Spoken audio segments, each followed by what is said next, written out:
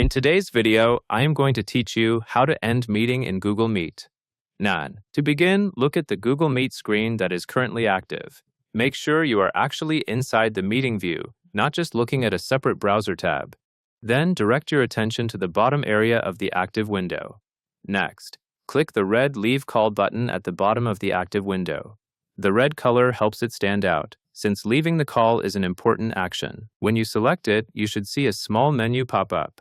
Once the menu appears, you will see multiple choices. Your goal here is specifically to shut down the meeting for everyone. In the menu, select the option that says End Call for Everyone. Finally, confirm your choice to shut down the meeting for all attendees. Depending on your interface, the confirmation may appear right away as part of the menu selection, or it may require a brief final confirmation prompt.